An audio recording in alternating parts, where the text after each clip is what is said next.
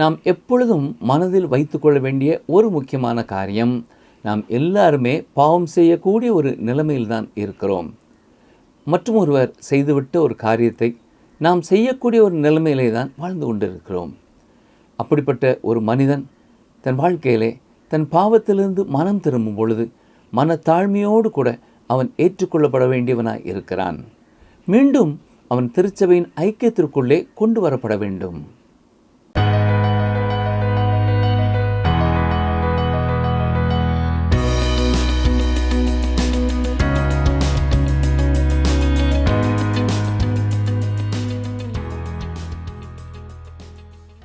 கிறிஸ்துவுக்குள் அன்பு நேயர்களை இயேசுவின் நாமத்தினாலே வாழ்த்துகிறோம்.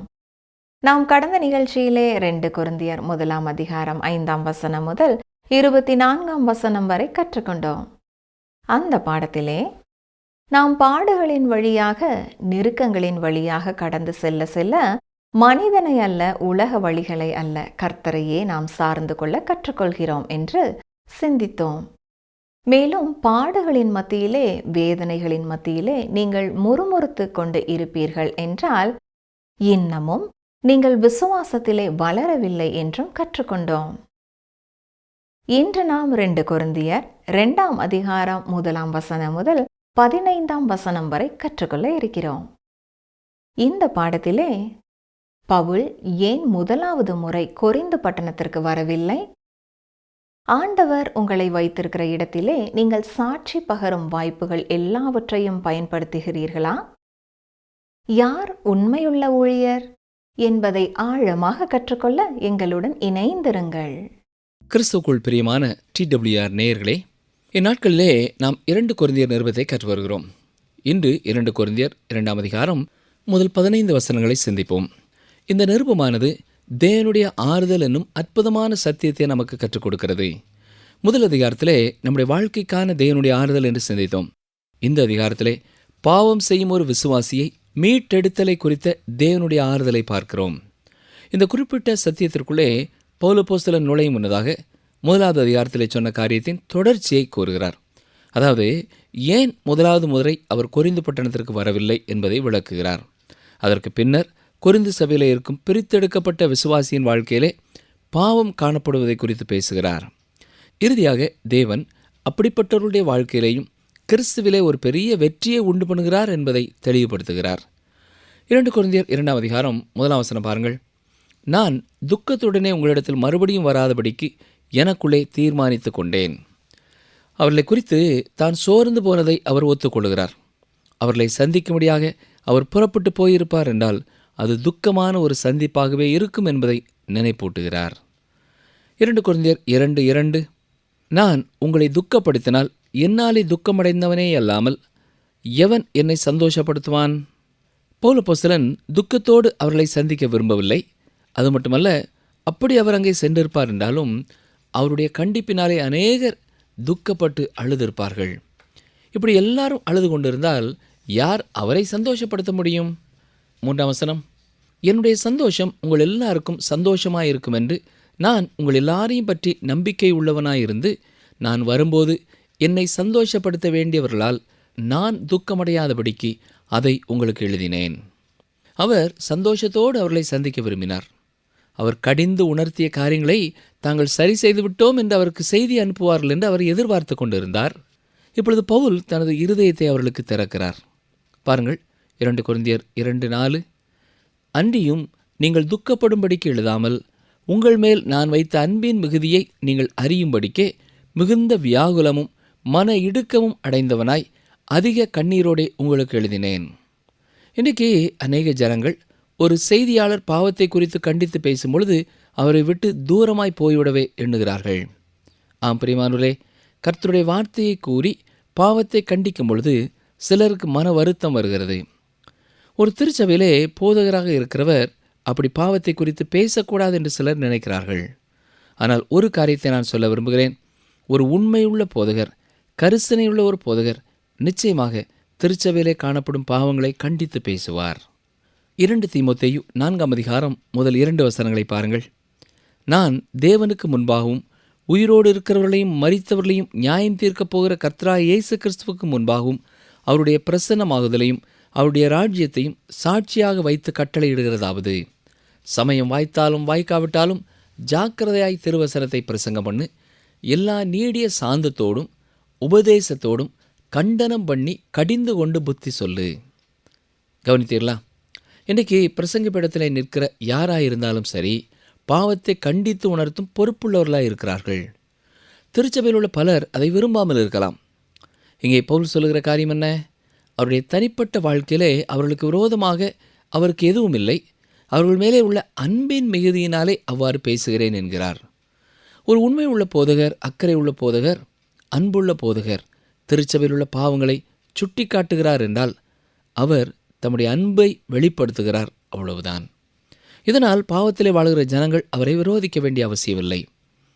திருச்சபையிலே சிலர் குறிப்பிட்ட பாவங்களிலே வாழுகிறார்கள் என்பதை அறிந்திருந்தும் அந்த போதகர் அதை குறித்து சுட்டி காட்டவில்லை என்றால் அவர் உண்மை உள்ள ஒரு ஊழியர் அல்ல. தொடர்ந்து வருகின்ற வசனங்களிலே ரட்சிக்கப்பட்ட ஒரு விசுவாசியும் திரும்ப பாவம் செய்யும் பொழுது தேவன் அவர்களை எப்படி மீட்டெடுக்கிறார் என்பதை குறித்து சொல்லப்பட்டிருக்கிறது. உங்களுக்கு ஒன்றை ஞாபகப்படுத்த விரும்புகிறேன். கொரிந்து சபைக்கு பவுல் எழுதிய முதல் கடிதத்திலே திருச்சபையிலே காணப்பட்ட ஒழுக்கக்கேடான பிரிவினைகள், விபச்சாரம், புதிய விசுவாசிகளை குறித்து அக்கறை கொள்ளாமல் இருந்த பாவங்களை சுட்டிக்காட்டினார், கடிந்து கொண்டார். திருச்சபைக்குள்ளே விபச்சார பாவம் இருந்தாலும் அதையும் கண்டுகொள்ளாமல் இருந்தார்கள். இருந்தாலும் மிகுந்த ஆவிக்குரியவர்கள் போல நடித்து கொண்டிருந்தார்கள். கொரிந்து சபையில் இருந்த பாவமானது தேவனை அறியாதவர்களுக்கும் அதிர்ச்சி தருகிறதா இருந்தது. என்றாலும் அந்த திருச்சபை மக்கள் அதை கருத்தில் எடுத்துக்கொள்ளவே இல்லை. இந்த காரியத்தை சரி செய்யும்படியாக பவுல் அப்போஸ்தலன் எழுதி அனுப்பினார். அப்படிப்பட்ட மனிதனை உங்களை விட்டு அப்புறப்படுத்துங்கள் என்று கட்டளை கொடுத்தார். இதை குறித்து 1 கொரிந்தியர் 5:13 பார்க்கிறோம். பவுல் அப்போஸ்தலன் எழுதிய வார்த்தைகளை அந்த திருச்சபை மக்கள் கேட்டார்கள், அதன்படி செயல்பட்டார்கள். அந்த மனிதனை திருச்சபையை விட்டு வெளியேற்றினார்கள். 2 கொரிந்தியர் 2:5-6 வசனங்கள். துக்கம் உண்டாக்கினவன் எனக்கு மாத்திரமல்ல, ஒருவாறு உங்கள் எல்லாருக்கும் துக்கம் உண்டாக்கினான். நான் உங்கள் எல்லார் மேலும் அதிக பாரம் சுமத்தாதபடிக்கு இதை சொல்லுகிறேன். அப்படிப்பட்டவனுக்கு அநேகரால் உண்டான இந்த தண்டனையே போதும். அவர்கள் பவுல் அப்போஸ்தலனுக்கு கீழ்ப்படிந்தார்கள். எது சரியான காரியமோ அதை செய்தார்கள். பின்னர் அந்த மனிதன் தன்னுடைய பாவத்தை ஒத்துக்கொண்டு பாவ உணர்வு பெற்றான். இப்பொழுது அவர்கள் என்ன செய்ய வேண்டும்? அவனை மன்னிக்க வேண்டும். 2 கொரிந்தியர் 2:7-8 வசனங்களை பாருங்கள். ஆதலால் அவன் அதிக துக்கத்தில் அமிழ்ந்து போகாதபடிக்கு நீங்கள் அவனுக்கு மன்னித்து ஆறுதல் செய்ய வேண்டும். அந்தபடி உங்கள் அன்பை அவனுக்கு காண்பிக்கும்படி உங்களை வேண்டிக் கொள்கிறேன். அவன் அதிக துக்கப்படுகிறான். அவனுடைய பாவத்தின் நிமித்தமாக மட்டுமல்ல, நீங்கள் அவனை இப்பொழுது ஏற்றுக்கொள்ளவில்லை என்பதும் அவனுக்கு பெரும் துக்கத்தை கொடுக்கிறது. எனவே நீங்கள் இப்பொழுது உங்கள் கரங்களை அவன் மேல் போட்டு அவனை அரவணைத்து அவனுக்கு மன்னித்து ஆறுதல் செய்ய வேண்டும். கலாத்தியா நாட்டில் இருந்த விசுவாசிகளுக்கு பவுல் எழுதும் பொழுது கலாத்தியர் 6:1 வசனத்திலே இவ்விதமாய் சொல்லியிருக்கிறார். சகோதரரே, ஒருவன் யாதொரு குற்றத்தில் அகப்பட்டால் ஆவிக்குரியவர்களாகிய நீங்கள் சாந்தமுள்ள ஆவியோடே அப்படிப்பட்டவனை சீர்பொருந்த பண்ணுங்கள். நீயும் சோதிக்கப்படாதபடிக்கு உன்னை குறித்து எச்சரிக்கையாயிரு. தொடர்ந்து 2 கொரிந்தியர் 2:9-11 வசனம் வரை கவனியுங்கள். நீங்கள் எல்லாவற்றிலேயும் கீழ்ப்படிந்திருக்கிறீர்களோ என்று உங்களை சோதித்தறியும்படி இப்படி எழுதினேன். எவனுக்கு நீங்கள் மன்னிக்கிறீர்களோ அவனுக்கு நானும் மன்னிக்கிறேன். மேலும் எதை நான் மன்னித்திருக்கிறேனோ அதை உங்கள் நிமித்தம் கிறிஸ்துவனுடைய சன்னிதானத்திலே மன்னித்திருக்கிறேன். சாத்தானாலே நாம் மோசம் போகாதபடிக்கு அப்படி செய்தேன். அவனுடைய தந்திரங்கள் நமக்கு தெரியாதவைகள் அல்லவே. கவனியங்கள், பிசாசானவன் நம்மை இப்படியாவது அப்படியாவது தள்ள முயற்சித்து கொண்டே இருப்பான். சில வேளைகளிலே ஒழுக்கக்கேடான காரியங்களை குறித்தும் நாம் உணர்ந்து கொள்ள முடியாதபடி நம்முடைய கண்களை மறைத்து விடுவான். இன்றும் திருச்சபையிலே இப்படிப்பட்ட அநேக காரியங்கள் நடைபெற்று கொண்டு இருக்கின்றன. ஒரு குறிப்பிட்ட பாவத்திலே 3 திருச்சபைகளிலே கண்டுபிடிக்கப்பட்ட ஒரு ஊழியர் மற்றும் ஒரு திருச்சபையிலே பணிக்காக சேர்க்கப்பட்டிருந்தார். அவருடைய பிரச்சனையை அறிந்திருந்தாலும் அங்கே திருச்சபையினர் அவரை ஏற்றுக்கொண்டிருந்தார்கள். ஏன் அது நடந்தது? அந்த திருச்சபையிலே பொறுப்பிலே இருந்தவர்களும் பாவத்தை குறித்து கண்மூடி கொண்டிருந்தார்கள். கிறிஸ்துவை குறித்த சாட்சிக்கு பங்கம் விளைவிக்கிறவர்களாயிருந்தார்கள். உண்மையாகவே அந்த ஊழியர் தன்னுடைய பாவத்தை குறித்து உணர்ந்து மெய்யாய் மனம் திரும்பி இருப்பார் என்றால் அவர்கள் அவரை மன்னிக்கலாம். ஆனால் அவர் அவ்வாறு மனம் திரும்பவில்லை. இதே வேளையிலே அந்த காரியத்தின் மற்றொரு பகுதியும் நாம் கவனிக்க வேண்டும். உண்மையாக மனம் திரும்பும் மனிதர்களை கூட சில கடின கழுத்துள்ளவர்கள் மன்னிக்கிறதில்லை. இதுவும் பிசாசினுடைய செயலாக இருக்கும். பாவத்திற்கு கண்மூடி கொண்டு இருப்பதும் பிசாசின் செயலாக இருக்கும். அநேக கிறிஸ்தவர்கள் மன்னிக்கும் குணமற்றவர்களாக இருப்பதனாலே பிசாசானவனுக்கு அது சாதகமானதாக இருக்கிறது. நாம் அதிகமாக கேள்விப்படாத 2 காரியங்கள் உண்டு.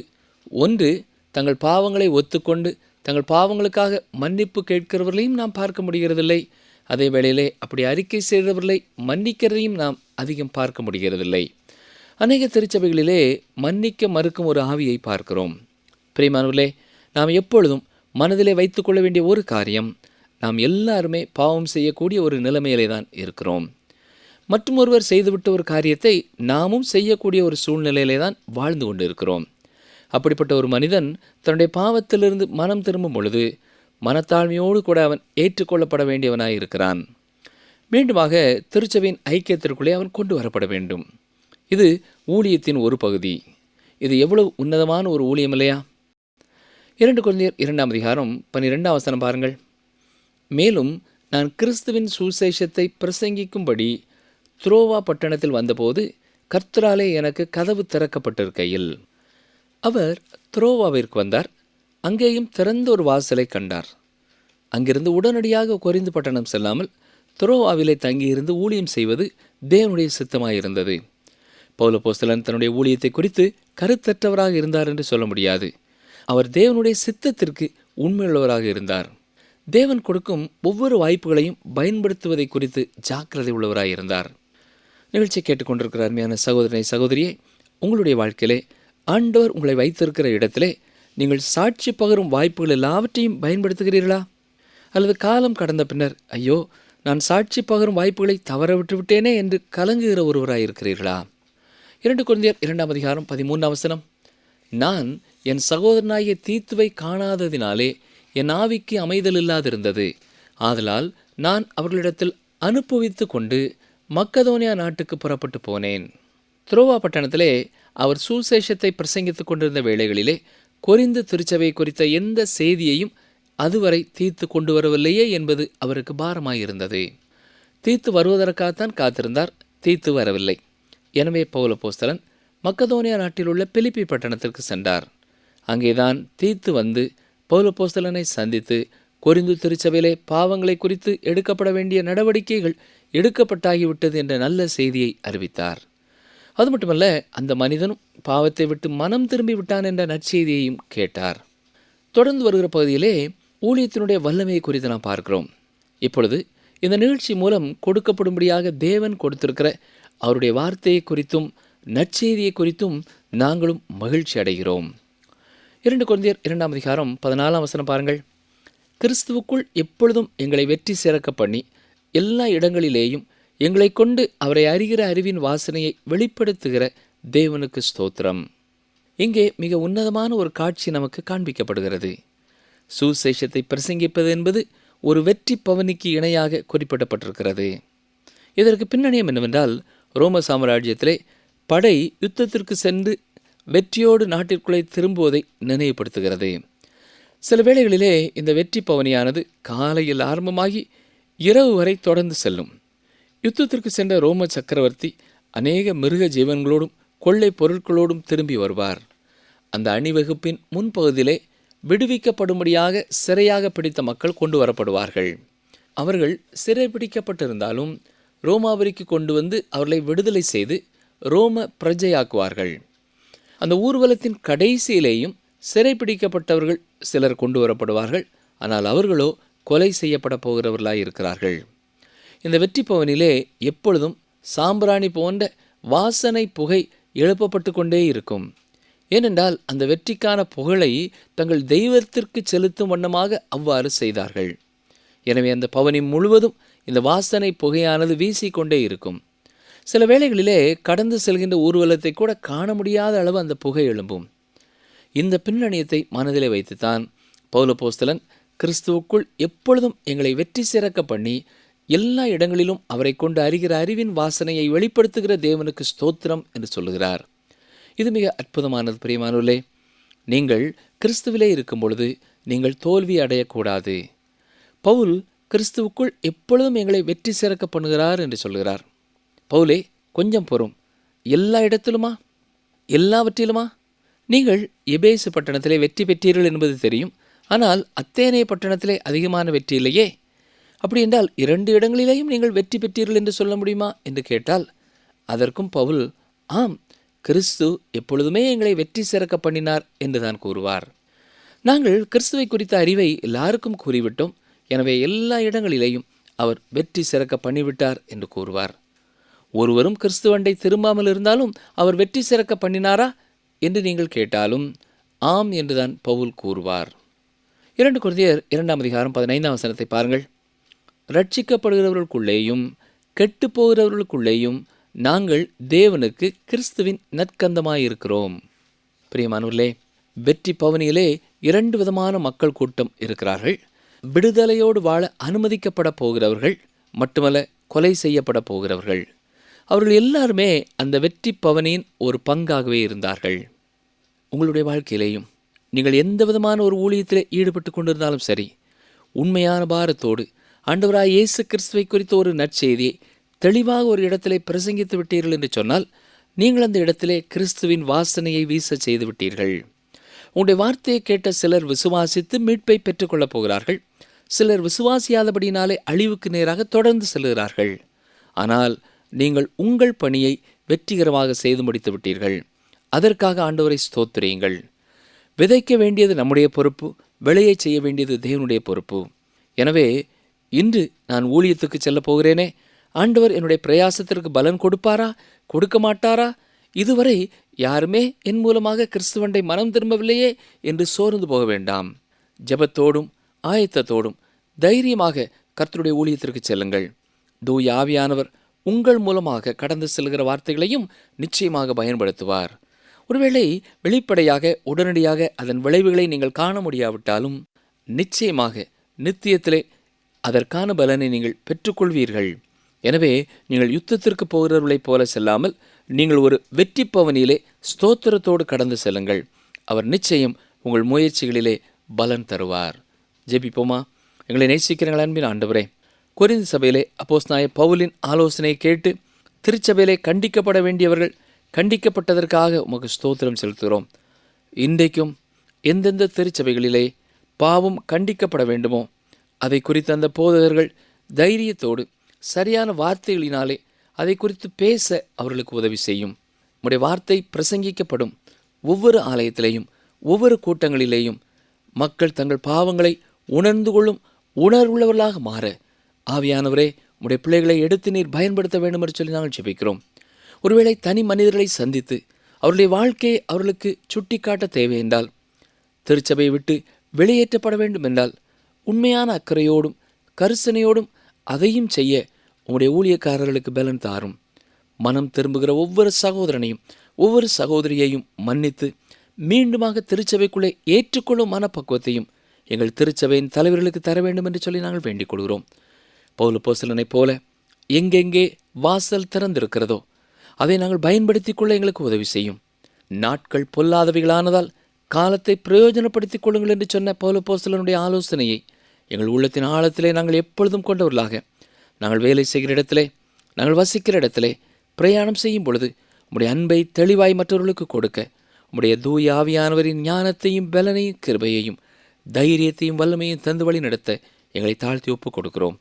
கர்த்தருடைய ஊழியத்திற்காக பல்வேறு இடங்களுக்கு புறப்பட்டு செல்ல ஆயத்தமாகிற கர்த்தருடைய பிள்ளைகளை நீர் ஆசீர்வதித்து இரவிலே திரும்பி வரும்பொழுது மகிழ்ச்சியோடும் ஸ்தோத்திரத்தோடும் திரும்பி வர கிருபை செய்யும். இயேசு இரட்சகரின் நாமத்தினாலே மனத்தாழ்மையோடு வேண்டிக் கொள்கிறோம் பிதாவே, ஆமேன். நண்பர்களே, இந்த நாளிலும் நாம் கற்றுக்கொண்டது என்ன? கொரிந்து சபையில் இருந்த பாவமானது தேவனை அறியாதவர்களுக்கும் அதிர்ச்சி தருகிறதா இருந்தது என்றாலும் அந்த திருச்சபை மக்கள் அதை கருத்தில் எடுத்துக்கொள்ளவே இல்லை. ஒரு உண்மையுள்ள போதகர், அக்கறையுள்ள போதகர், அன்புள்ள போதகர் திருச்சபையில் உள்ள பாவங்களை சுட்டி காட்டுகிறார் என்றால் அவர் தமது அன்பை வெளிப்படுத்துகிறார். நீங்கள் எந்த விதமான ஒரு ஊழியத்திலே ஈடுபட்டு கொண்டிருந்தாலும் சரி, உண்மையான பாரத்தோடு ஆண்டவராகிய இயேசு கிறிஸ்துவை குறித்த ஒரு நற்செய்தியை தெளிவாக ஒரு இடத்திலே பிரசங்கித்து விட்டீர்கள் என்றால், நீங்கள் அந்த இடத்திலே கிறிஸ்துவின் வாசனையை வீச செய்து விட்டீர்கள். விதைக்க வேண்டியது நம்முடைய பொறுப்பு, விளையச் செய்ய வேண்டியது தேவனுடைய பொறுப்பு. மீண்டும் அடுத்த நிகழ்ச்சியிலே சந்திப்போம். கர்த்தர் உங்களை ஆசீர்வதிப்பாராக. கர்த்தர் சாந்த குணமுள்ளவர்களை உயர்த்துகிறார். சங்கீதம் 147:6.